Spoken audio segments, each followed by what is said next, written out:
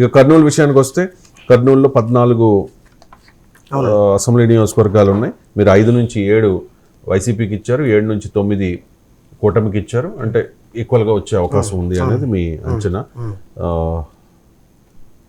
Kurnool city TDP, Allagadda TDP Bhuma Akhilapriya, Srisailam TDP, Nandikotkur YSR Congress party, Panyam TDP, Nandyal YSR Congress party, Banaganapalle TDP, Dhone YSR Congress party, Pattikonda TDP, Kodumur TDP, Yemmiganur tough ఉంటుంది, TDP edge ఇచ్చారు.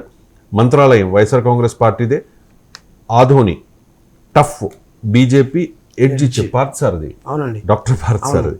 Okay, Alur YSR Congress party. So టఫ్గా సగం సీట్లు పోటీ ఉంటుంది ఈ జిల్లాలో. కర్నూలు జిల్లా నేను ఇందాక చెప్పా కదండి, కోడుమూరు ఆ ల్యాండ్ టైటిలింగ్ యాక్ట్ వల్ల 25 సంవత్సరాల నుంచి గెలవని కాన్స్టిట్యున్సీలో రైతుల్లో ఒక అభద్రతా భావం అనేది క్రియేట్ అయిన కారణంగా కోడుమూరు కర్నూలు జిల్లాలో కర్నూలు పార్లమెంట్ పరిధిలోని కోడుమూరు ఖచ్చితంగా టీడీపీ పార్టీ ఈసారి గెలవడానికి అవకాశం ఉందండి. ప్లస్ ఆదోనిలో కూడా ముస్లిం కమ్యూనిటీ చాలా ఎక్కువ మంది ఉందండి. అయినప్పటికీ కూడా ఈసారి అక్కడ ప్రజలు మార్పు కోరుకొని కొత్త ఎమ్మెల్యే అభ్యర్థిని గెలిపించుకోవాలన్న కారణంతో కొంత బీజేపీ వైపు ఎక్కువ మొగ్గు చూపినట్టు మా సర్వేలో తేలిందండి. రైట్, మీరేం చెప్తారు కళ్యాణ్ గారు? కరెక్టే అండి, మన శ్రీనివాస్ గారు చెప్పిన దాని ప్రకారం. అంటే అక్కడ కడప కర్నూలులో ఇద్దరికి సగం ఇవ్వడము అంటే అది వైఎస్ఆర్సీపీకి చాలా పెద్ద దెబ్బ అండి అది.